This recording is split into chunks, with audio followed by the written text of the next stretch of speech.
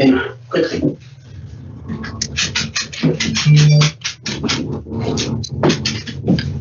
Chairman, it's Emma Code. I can confirm that the live stream is now live. Smashing, thank you. Good morning. Good morning, everybody. Thank you for being patient whilst we just got all the technology to work. I'd like to thank everybody for joining us today. For those of you watching online who might not know me, my name's Mark Dudridge. I am Chair of the Cornwall City Local Enterprise Partnership, and so welcome to our first annual general meeting. We have just a couple of apologies, which if I could run through for everybody. We've received apologies from Mark Goodwin, from Francis Brennan, unfortunately. Steve Jeremy isn't on the line at the moment, but may be joining us a little bit later on, so we'll look out for him. We have David Crone online from MHCRG, who's taken over responsibilities from Josie Goff, who's now working with the Cabinet Office on G7, and David knows us extraordinarily well from many years now. We've got apologies from Phil Mason and from Paul Masters, but we've got Nicola Stinson from the island, so welcome, Nicola. And we've got apologies from John Kerner, who's our senior sponsor from government, but Claire and I had a very good conversation with John on Friday, so he knows much about what we're up to at the moment.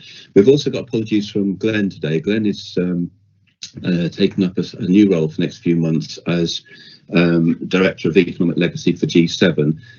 So Nathan, our Head of Commissioning, will be taking a more visible role in the running of the LEP whilst Glenn does that. But it's an important secondment for Glenn and for Cornwall to make sure it's a fantastic once-in-a-lifetime opportunity, the G7, and we want to make sure that we extract every ounce of value from it as we can. So I think that's all the formalities. I think this morning what we want to do is I'm going to kick off with some opening remarks, summary of where I think we are, and some of the events from last year. I'm going to then hand over to Nathan, who's going to take us through a quick performance update in terms of the key activities. We've been fortunate to have a number of questions submitted online to us, and so between Claire and myself, we're going to try to answer those that we've got time to answer, and any that we don't get to, we're going to make sure we respond to fully online. So thank you everybody who has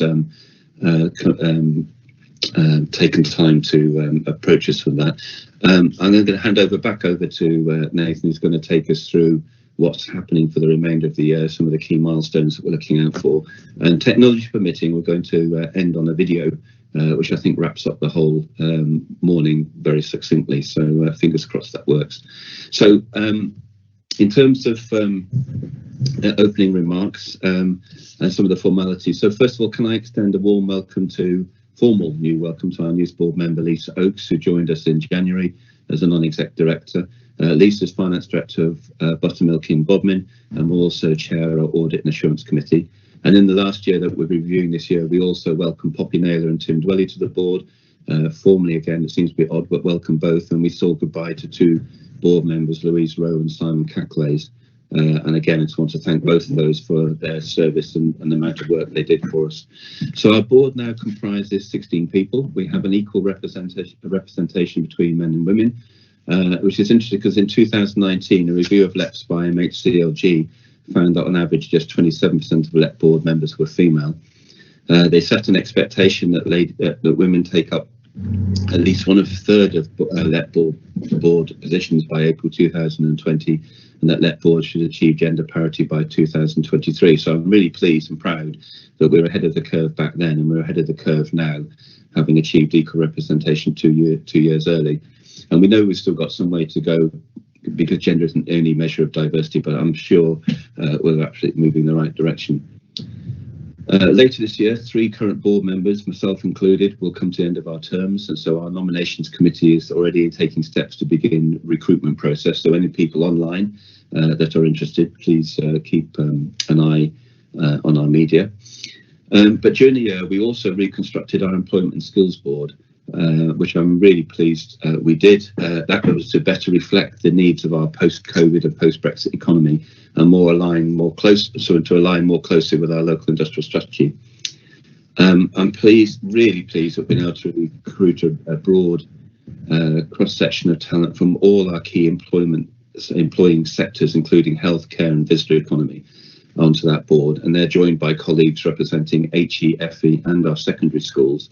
And I think they're already making a difference in ensuring that our skills and employment provision and agenda will meet the future needs of Cornwall. Although it was a year ago to this week, unfortunately, that the first death from coronavirus was confirmed in the UK, and I don't think few of us then could have predicted the devastating effect it would have across the world. And until that point, 2020, which we'll review later on, had actually started very well. In January, we joined with our neighbouring elect to present our investment plans to government to make the Great Southwest the cleanest economy in the UK, and the first region, we hope, to meet net zero carbon. We'd announced 2 significant investments from our local growth fund bid at Fowlfish and Porthleven. And indeed, it was almost a day ago that Glenn and I were in London talking to LEP colleagues and others about the need for to address levelling up in rural areas such as Cornwall and Isles of Scilly. And we're acutely aware today that COVID has made this challenge more profound, but there's more of that later. To address all those challenges, we'd already developed our draft local industrial strategy, so thank you for colleagues, and particularly Mark Goodwin, for leading that. And this was then being finalised, ready for submission to government in March. As you know, it focused on achieving carbon neutrality and a carbon neutral economy by 2030, and moving away from a narrow definition of growth to one which reflects a more inclusive economy that benefits everyone, as well as the natural environment of our beautiful part of the country. At its heart, we defined a set of locally specific strengths and opportunities, which included investing and developing renewable energy resources.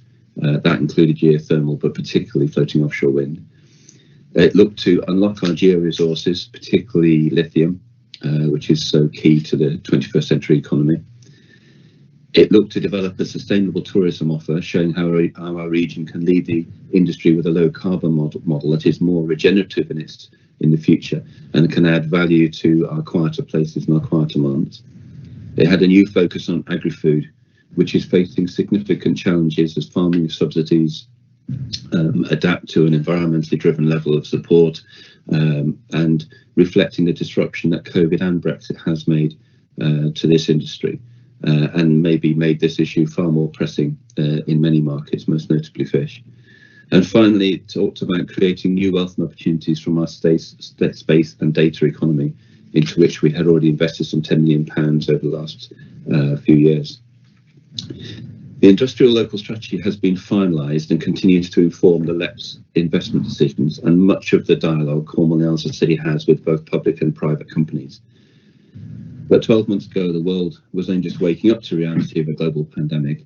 And when the first lockdown took hold in March, we switched our focus to meeting the immediate economic challenges of coronavirus. We straight away set up a business cell task force to work with all the business groups in Cornwall, as well as the council, the Growth Hub and others such as the British Business Bank, in order to gather intelligence about what was happening, assess impact by place and sectors, and to formulate our response. The work including lobbying government for more support for businesses impacted by COVID, including extensions of the furlough scheme and more help for the self-employed. We looked to support the distribution of hundreds of millions of pounds of grants to local businesses to make sure it got to the end points as quickly and as efficiently as possible. And thank you, colleagues in Cornwall Council, for leading in that respect. We promoted actively the need for extra resources for Cornwall and Scilly's to go into things like the Skills Hub, which has meant, and Growth Hub, which has meant that more support has been put in place for businesses adapting both to COVID and Brexit, and importantly, support for all employing groups in Cornwall and the Isles of Scilly. And finally, as a LEP, we channeled some of our funding into local business groups to make sure they survived and were ready for the recovery. So Visit Cornwall, Chamber of Commerce and Cornwall Marine Network were all supported to enable them to come out the other side and to make the difference to members that they do. The LEP's convening role has also helped Cornwall and Scilly speak with one voice and be consistent in our message to government about the support we require. We've highlighted the importance of our visitor economy and the knock-on effect of other sectors such as food and drink, and lobbied for more money to help businesses that have fallen through the cracks of various COVID support schemes. Our expectation is that government will want LEPs to continue to play a vital role in recovery as we ease out of lockdown. Last summer's Getting Building Fund call for projects was conducted very efficiently and speedily through the LEPs, and we secured £14 million to invest immediately in 6 local projects supporting over 1,000 jobs as part of our coronavirus recovery efforts. I'd like to again thank LEP board members who played active roles in town deal boards in Penzance, St Ives, Camborne and Truro, helping those places steer through 4 bids to government, which could be collectively worth some £200 million of investment into some very needy places.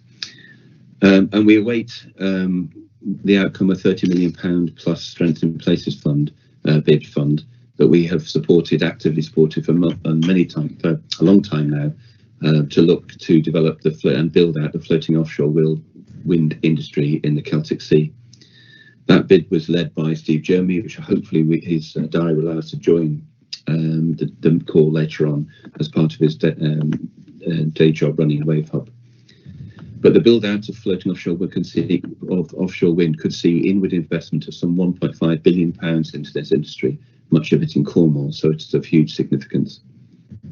But as welcome as these funding opportunities are, they were still largely piecemeal and ad hoc, which is why we've been continuing and unrelenting in urging the government to finalise details of long-awaited Shared Prosperity Fund, which it says will help level up the UK economy. This is supposed, as you know, to replace EU funding, which we would have received had the UK not left the EU, and we're arguing for a multi-year devolved settlement that allows Cornwall to plan ahead with some certainty and give more confidence to investors, particularly those from the private sector. Whether we'll find any more out about this from the Chancellor during tomorrow's budget remains to be seen, but we will continue to argue for what we have been repeatedly promised, and that is for a sustained investment-led recovery as we emerge from the pandemic. We still face, I think, huge uncertainty in the months ahead, but there are some bright spots. We were delighted to see our £8.4 million investment in Goonhilly Earth Station being tested just a few weeks ago when it tracked 3 separate missions to Mars. Goonhilly is now the world's first private deep space communications network thanks to LEP investment, and will be able to offer its deep space services to NASA, European Space Agency and private companies for future missions to the Moon and Mars and goodness knows where. We're also investing in bringing horizontal satellite launches to Cornwall from Newquay, Cornwall Airport as early as next year. Our partner Virgin Orbit put their first satellites into space in January, as you know, using a rocket launch from a jumbo jet, and it's that same technology which we'll see them use in Cornwall. But most significantly and most exceptionally, in June, the eyes of the world will be on Cornwall for the G7 summit. We're working with all our partners to ensure that Cornwall and Scilly make the most of this once in a generation opportunity to project themselves positively around the world. With uncertainty about the form, the size and timing of public monies to underpin structural change and growth, it is vital that we demonstrate that Cornwall and Scilly is a very good place to invest private monies, given the opportunities we have to be a leader of the clean industrial revolution. So with climate change near to the top of the G7 agenda and UK hosting COP26, United Nations Climate Change Conference in Glasgow in November, we want to showcase how Cornwall can play a pivotal role and a vital role in the Prime Minister's Green Industrial Revolution. Our message to the world is one of Cornwall being a leader in that green jobs revolution and a place to invest, a place to develop new technologies and transform our core industries into versions which are more sustainable, more inclusive and more competitive for the future. Our message to government to help us to achieve that ambition and to be part of the levelling up promise. So that's a quick summary of where we are. I'd like to hand over now to Nathan to get into a little bit of detail with an operational update and a performance review. So Nathan, over to you. Thank you, Mark. And I'll just share my screen because I've got some slides to take us along. And hopefully that you can see that now. So yeah, Nathan Cudmore, head of commissioning at the LEP, and I'm going to provide you a short overview of LEP activities and performance over the last year. So as Mark trailed, 12 months ago, we saw local endorsement of our local industrial strategy, It followed a year of conversation and engagement with industry and with partners, and it sets out an evidence-based articulation of ambitions and priorities for our economy through both emergent and bedrock industries and via the various drivers of productivity. And this year we've seen immediate utilisation of this framework through investments like the £14 million Getting Building Fund, which I'll talk about shortly. But just by way of further background, this year's performance has all been within the context of the pandemic, which has seen a myriad of economic impacts, and this slide demonstrates just a few of them, such as the massive increase in universal credit claimants, which is up towards 50,000 people here. It highlights a huge requirement for support via the Self-Employed Income Support Scheme, which has seen £200 million claimed. It shows some 37,000 staff furloughed as at December 2020, with the most recent figures that have just come out suggesting 44,000 people at the end of January 21, and now plenty of discussion around the timing and the scale of the eventual peak. We've also seen a high take-up here of the British Business Bank-backed loans and a £350 million requirement for the local authority-led business grants. So this next slide just outlines the recovery plan that the LEP set out last summer. It's based on the National LEP Network's 5-point plan, and Mark has already talked about local recovery in the context of the business and recovery cell, which also saw additional activity around specific industry and sector-based recovery plans, such as the tourism recovery plan that was produced last summer. So the majority of activities on this slide, the LEP-led stimulus, skills, green innovations, are covered in later slides, but I just wanted to highlight a point on the funding the task section. Really, just to say there's still a lot of unknowns here, not least within tomorrow's budget, but this year has seen a lot of engagement activity around this, like spending review submissions, ministerial roundtables, devolution policy development, and ongoing work with partners like the LEP Network and also the Great Southwest. So lots there. This slide highlights business support activity, and as board directors know, government uses LEPs to channel business support investment through the 38 growth hubs across England. Here we've seen a huge ramp up of activity this year across business survival, business growth and business failure. And as well as the LEP monies that we use to match fund the long-standing ERDF Growth and Skills Hub offer, there's been additional LEP area resourcing, seeing a number of new activities, such as the piloting of the new national peer network program offer. We've seen some additional growth hub advisor capacity to cover visitor economy, agri-food and town centre business support.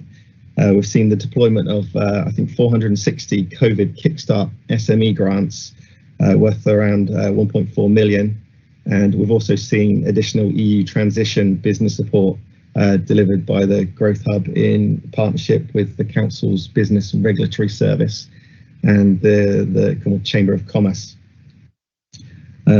The Growth Hub, the Growth and Skills Hub website has seen more than 100,000 users this year, and they've taken over 10,000 calls and provided over 1,150 detailed business or skills reviews.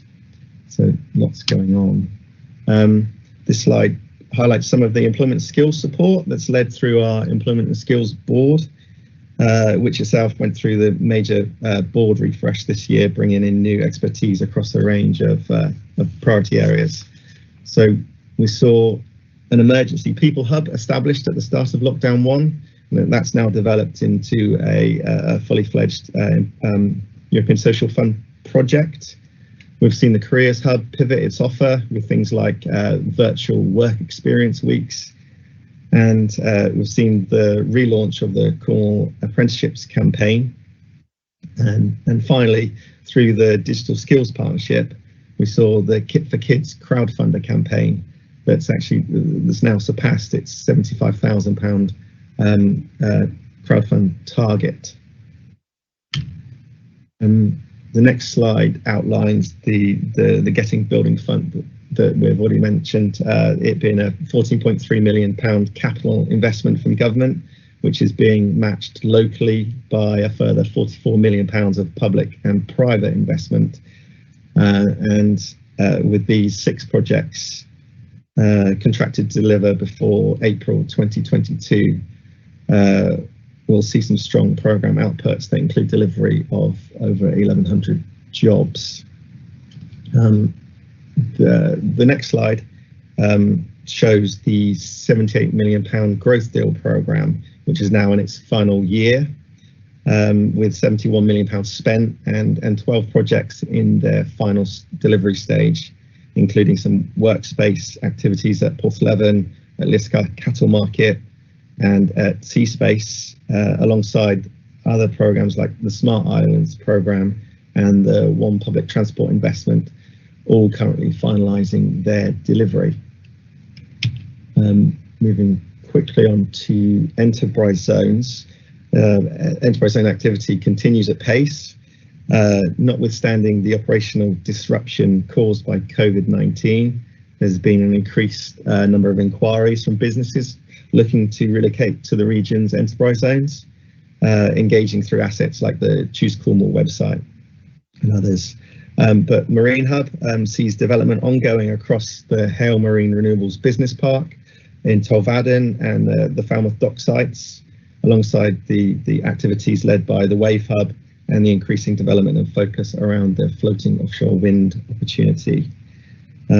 At Aero Hub, lettings at Sector 2 are going well, with additional builds and sales at various stages across sectors 11, 14 and 15. And moving slightly on from Aero Hub to briefly mention Spaceport, where the LEP has invested both Growth Deal and Getting Building Fund monies alongside the investment from Cornwall Council. We're really pleased to see construction underway and obviously welcomed Virgin Orbit's successful US launch in January. It's also pleasing to report the work of the Spaceport outreach team, who so far this year have engaged over 2,400 students. And then moving on to a slide on town deals. This just highlights the 4 town deals and their recent town investment plan submissions. They're seeking £100 million from the government's flagship programme. The town teams, which each include a LEP board director, have worked intensely alongside the local authority to get quality bids submitted this year, and we eagerly wait the outcomes of that work. So the Cornwall and Scilly Investment Fund, obviously the LEP works in partnership with the British Business Bank to deliver this £40 million fund. Highlights this year are really that the fund has reached its £10 million investment milestone, with 28 SME equity investments and loans, working with companies in health tech, robotics, in agri-tech, in gaming, in software, and in broadband delivery. Swiftly on, the ESIF European programming slide has been highlighted here because of the LEP's convening role in chairing the local ESIF committee. And to date, we've seen £421 million invested across the 93 ERDF and ESF projects. The slide shows the slide shows off some of the latest investments, including the smart grid connected turbine deployed last spring at Benton Teague as part of the Centrica-led local energy market ERDF project. So this is my penultimate slide, and it's really about the year ahead, but it's included here to reflect on the ongoing work around the narrative of recovery related to various media releases over the year, and also things like the G7 coming up, but also to reflect on the importance of this continued articulation of the vision and priorities that we set out at the start of the year through the local industrial strategy. And finally, as part of the formal AGM agenda, it's important that we highlight the LEP's published financial overview. This information is available on the LEP website and relates to the 1920 financial year, but it does provide the opportunity to highlight the makeup of the LEP's revenue income, which relates to government funds, match funding from Cornwall Council and other grant income. And it also highlights the areas of LEP revenue expenditure, which includes operational and staff costs, grant contributions for externally delivered activities like the Growth Hub, and project costs for directly delivered activity. That is the end of the performance slides, and if it's okay at this point, I'll hand back to Mark. Yeah, thank you, Nathan. It's conscious of time, but it's really useful to occasionally just look backwards and see the scope and scale of the work that the LEP has done, either directly or indirectly with colleagues. And I know many people on the call have played a hugely significant role in making some of those things happening. And I think we have led against strategy. We've clearly done very well in terms of convening before and through COVID, and our delivery record has been very strong last year. But it was really useful just to get a quick overview of all of the activities that we have done. I'm a little bit conscious of time, and I know we've had questions submitted online ahead of the AGM, and I was going to suggest that we maybe address those so we don't lose them, and maybe take some comments from board members before we get Nathan to just point the way ahead in terms of where we're going, and hopefully show a rather nice video at the end of it, so we can tell we're a little bit nervous about the technology. But Carol, I don't know if you want to lead the questions, and between Claire and myself, I think we're going to try to answer them, unless Steve joined. I know one of them covers energy.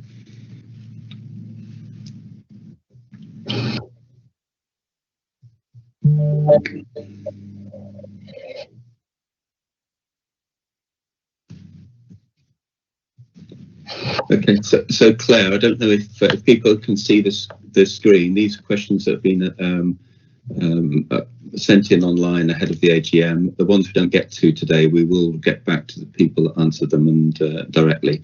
But Claire, I don't know, as Vice Chair of the Employment Skills Board, whether you can pick this one up. Yeah, certainly. I'll just read out the question in case anyone can't see it. Is there going to be more support for employers to take on unemployed people, not just the 18 to 24-year-olds? So I think the first thing to note is that the European Support Programme, the ESF programme, is still running. It runs until 2023. So there are a number of projects ongoing through that.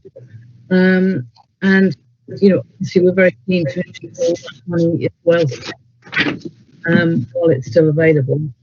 And I would just stress, you know, if you have an interest in accessing those funds, speak to the Growth Hub, the Skills Hub, or the Careers Hub, who would look at sort of needs assessment for businesses and signposts towards programs. Also, you know, it's interesting the government's focus on further education and reskilling, which we'll watch with interest. And let's see what comes with tomorrow's budget, whether any other schemes are announced there. Thank you, Claire. Carol? Yeah, digital connectivity, I'll try to answer this one. Digital connectivity and data clearly is identified as a clear trend, and the pandemic has accelerated the demand for AI and digital tech. how is Cornwall planning to keep ahead of the curve? So this is something, again, which is very front of mind, and Claire alluded to the focus on FE, and certainly we would like to see that made good, because there's a need for these skills to be embedded in all of our workforce, both young and old.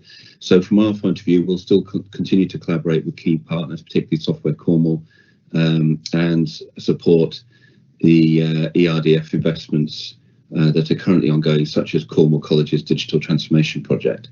There is still continuing investment into digital infrastructure, with superfast broadband being rolled out still, and the development of initiatives such as the UK government's Building Digital UK programme, for instance, the Outside In and Rural Gigabyte connectivity programmes.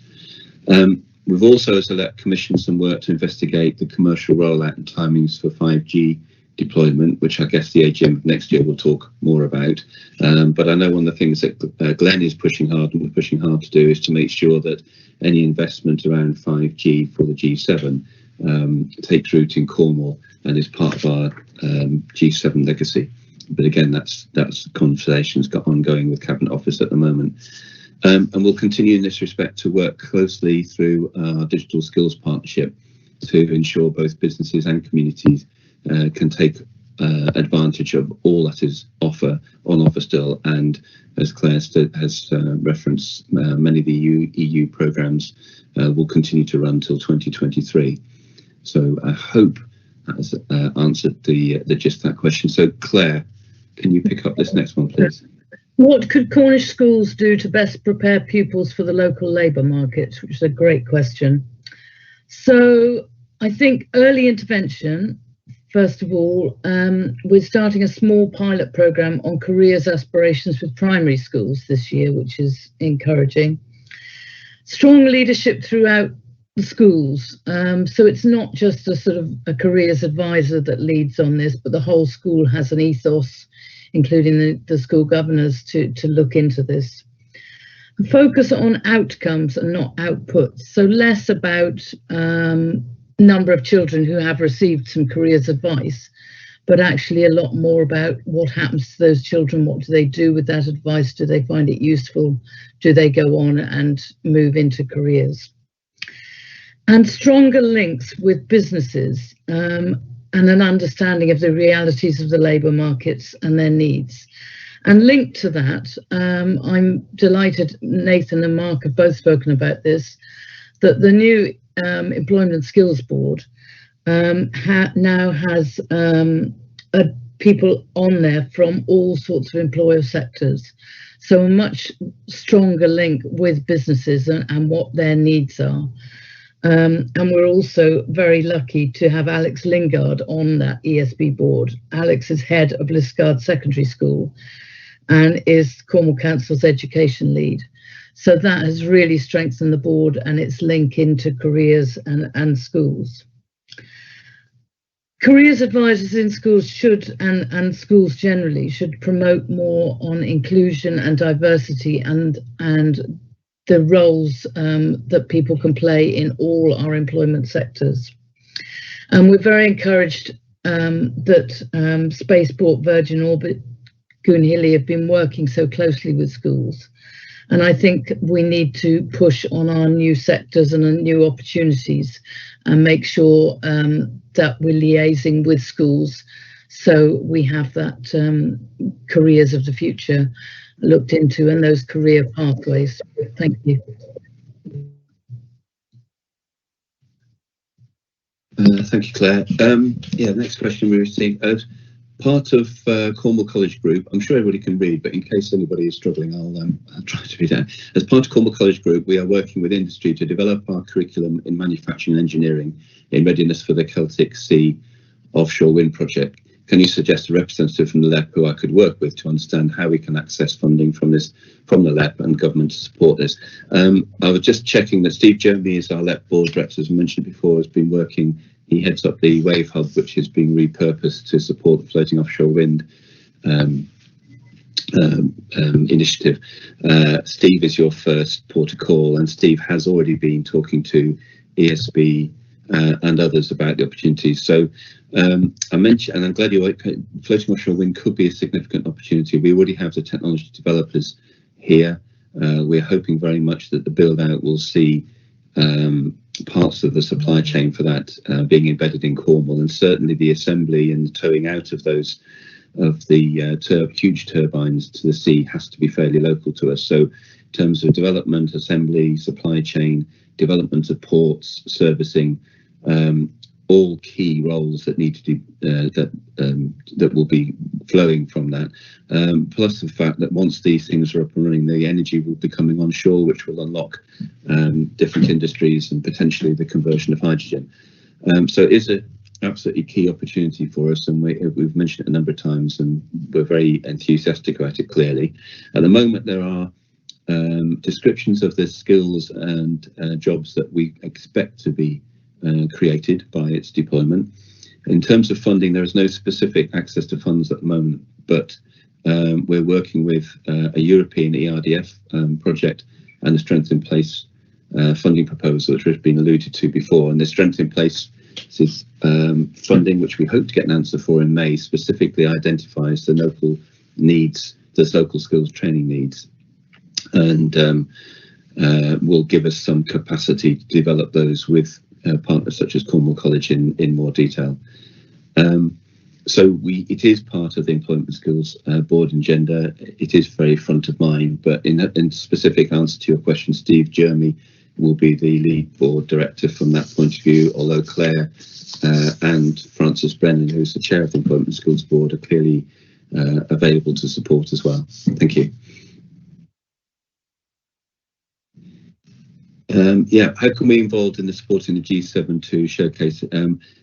Really encouragingly, both the G7 but also the successful launch by Virgin and Focus on Space has seen, I've probably had more conversations with businesses wanting to be involved not only in G7 but looking to develop in Cornwall than I have cumulatively in my time as LEP chair, and I appreciate that most of these inquiries will go elsewhere. So we're beginning to see the focus on Cornwall, which is what we need, and I'm delighted that we've been able to second Glenn to make that more effective for us. It isn't quite clear yet in terms of specifically answering the question. Clearly, it's a colossal event to pull together, and there's a massive amount of work being done by different groups of people to make sure that the logistics, the nitty-gritty of getting people in and out safely into these, and some of the entourages of the 10 nations that will be visiting are very significant. But we are working closely with government to make sure that pipeline projects that they're aware of at the moment maybe can be brought to reality quicker by the focus on Cornwall as a city with the G7. But we're also really keen that we keep talking to private businesses and private investors. So Glenn's role, as I said, has been seconding. The left will be leading on a lot of the communications, focusing on the private opportunities for private investment. And then we've got Katie and Poppy and Jason on the call, who'll be doing a lot of work with that alongside Gordon. Mike King will be coordinating many of the physical and virtual meetings with investors and companies. And we know that there's a number of private events run by the Chamber, by Floating Offshore Wind, mining, which were happening completely in the private sector as well. So we're hoping that with Mike and Glenn that we can support all those as mutually to make sure we get reach and we put our very best foot forward in terms of the offer for investment in Cornwall. So please, in answer to your question, I think talk to Mike King, talk to Glenn, but please be in mind at the moment it's not everything isn't nailed down yet, but I think it will become very clear over the next couple of weeks. Thank you. Right.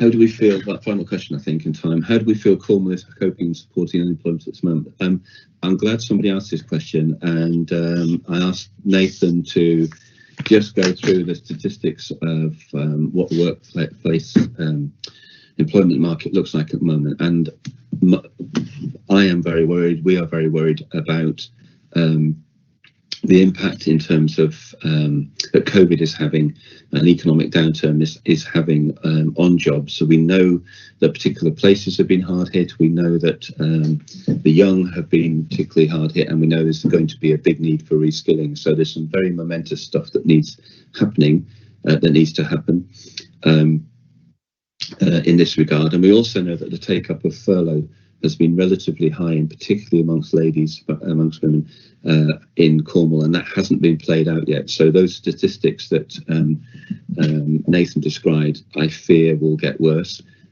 So being able to sort of coordinate the support we have got as effective as we can. I think, in answer to your question, Cornwall has done everything it can do with the monies available, and we've pushed very hard to make sure any residual European monies are brought to bear. So I think partners have worked hard. We have worked very hard to develop something called the Careers We Want programme, which will help us to recover our economy, developing the right skills for residents and the businesses to thrive as we come out of COVID. The programme will enhance current employment skills to refocus on the gaps which have been identified and exacerbated by the pandemic. We have referenced before the work we're doing with Inspiring Careers and the Careers Hub, which will be key. Digital skills, inclusion, transformation, which underpin all of this and all sectors. So working with Digital Skills Partnership will be important. We have now got the Emergency People Hub in place, and Nathan talked about its reach from a standing start, which is really helpful. And we've also continued to work with partners such as CDC around coordinating redundancy support as best we can. So multi-agency approach to issues as they arrive of business failure.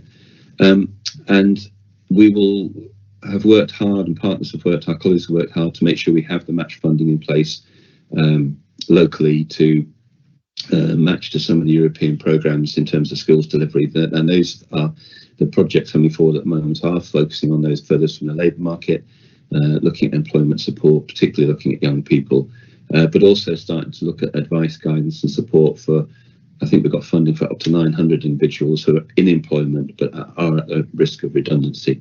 So I think a lot is being done, but ultimately we need to get people back into work. And for this, it's probably three things that sort of focus our mind. One is making sure that we generate our core industries, we get our visitor economy, food, drink, fishing back open, back productive and attracting investment. And we've described the sort of changes that we anticipate happening within those sectors to make them more robust and sustainable and fairer for the future.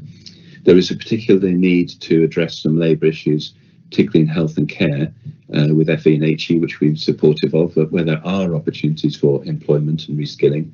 And we've got a meeting again this week to follow that through. And the Employment Skills Board will have that as a key priority.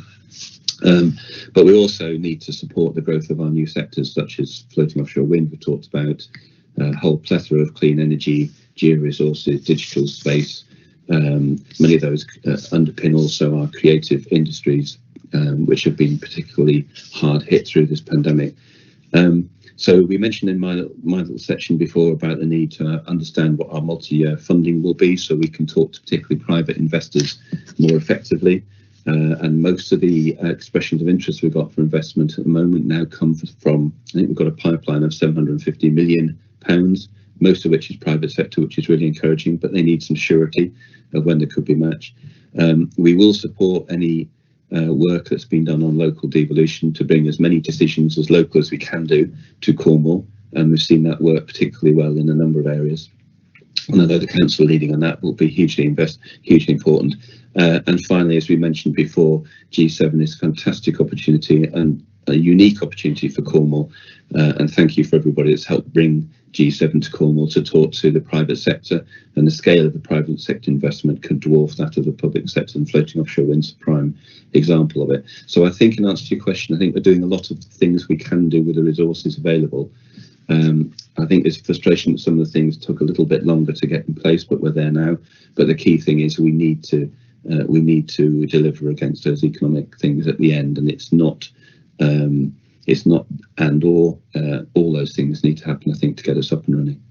So Thank you for all those questions. We haven't got time to answer all of the questions that have been asked, and we've used a little bit longer. Are there any comments before I hand back to Nathan to just describe the sort of key milestones of activities this year? Is there any comments or questions from the board before we hand back over to Nathan?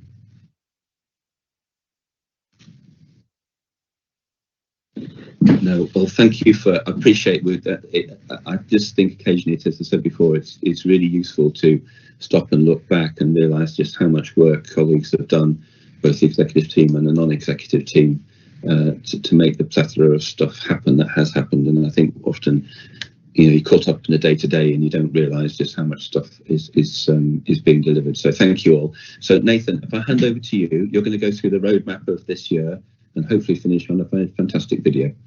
Thank you all. Thank you, Mark. Yeah, indeed. So this is just a really short section, a look ahead. It's just 2 slides and the short video. And just while Carol's loading it up, thank you, Carol. And I've seen the video, so don't want to talk too much about the things coming up. But Carol, just on the next slide, just here, as you'll see there, across both of these slides, actually, there's a lot planned for the next financial year, not just the realisation of the various local growth fund and getting building fund builds, but also a range of employment and skills support activity, which kind of kicks off in the spring through the next phase of the apprenticeships campaign, and then the skills show in May. Also to note, in May, the LEP will begin the recruitment process for its next chair, with Mark reaching the end of his second term in October this year. And obviously in June, we see the G7 come to pass, and in July, the completion of the 2-year WAVE immersive technology project that's busy creating and installing tech across 5 museums in Cornwall and the Isles of Scilly. And then by August, through the Spaceport Outreach Programme, we'll have seen over 6,000 students engaged in the programme. And then, Carol, if we move to the next slide. Thank you. You'll see that over the autumn and into the winter, we'll see a ramp up and completion of the Getting Building Fund projects before the March 2022 deadline. And then underneath the timeline there, we've tried to highlight some of the activity and the imperatives that we just couldn't put a date on. Firstly, things like Great Southwest activities, including the hoped for kind of tourism zone. Secondly, across the future of the public kind of funding and investment landscape, where there's still a few kind of set plays to play out, and then finally on the right hand side, around the need and timing of ongoing recovery interventions, which in some ways we need a crystal ball for. But without delaying any longer, I think if we move to the video, and then I'll hand back to Mark to close.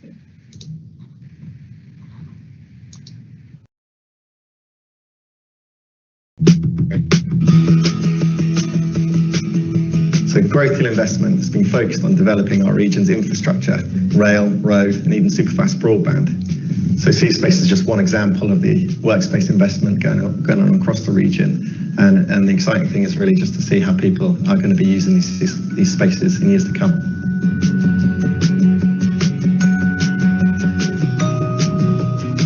The investment is being made as the food and marine industries are vitally important to our local economy. Local processing facilities add significant value to local catches, and Pupils is the largest fish processor in the southwest. Air Station Limited acquired the site in 2014, and we've been revamping it into this sort of new space era of exploration and servicing the missions to the Moon and Mars, and really looking at some of the new technology like data services and AI and machine learning. The the calls and answers for the LEP has been doing a huge amount of work in terms of working out what it is that we need to build this sector out. First as a pipeline, but more importantly to us is revenue support. We've been working with the government. I met with the Energy Minister twice, and it appears that we're now in a position to be very close to getting that revenue support. And if we get it, then we'll be going as an industry.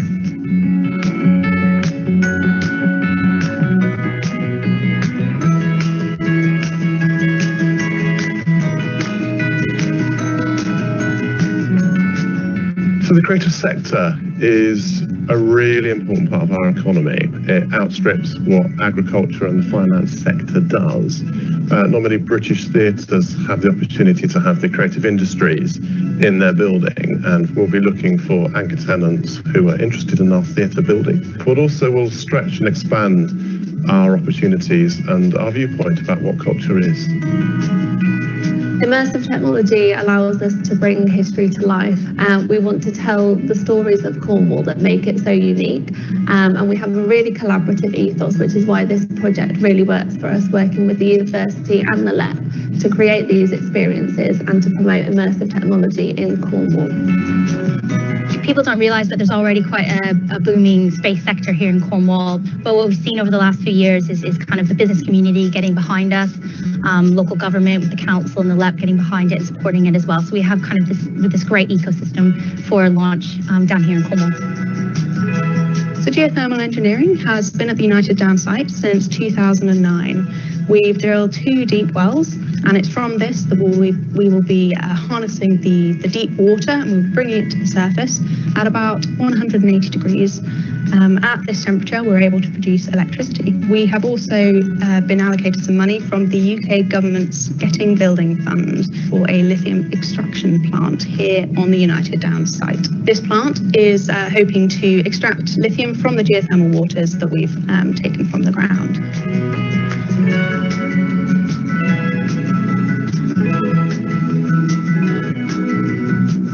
We're quite a new agency funded by the council and the local enterprise partnership, and our mission really is to promote Cornwall as a filming location, promote it as an area to grow businesses in the screen sector, and also to promote talent development. So we offer a free business review or a free skills review to businesses who are looking for support and training opportunities, and they're match funded by Cornwall Council, the local enterprise partnership and the government department.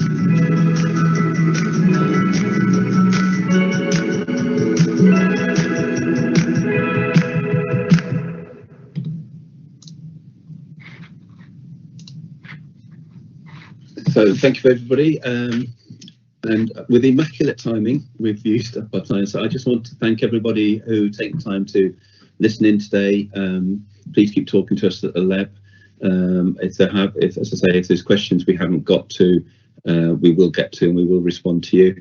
And my thanks to everybody who's pulled this together today, but particularly for all the hard work that's gone into the last year. You listen to all that and you realise there's a whole pile of stuff we haven't talked about as well. And we'll probably take another hour talking about it. People who, the executive team, but also non-executive team who join the board because they want to make a difference, have made a real difference. So thank you, everybody.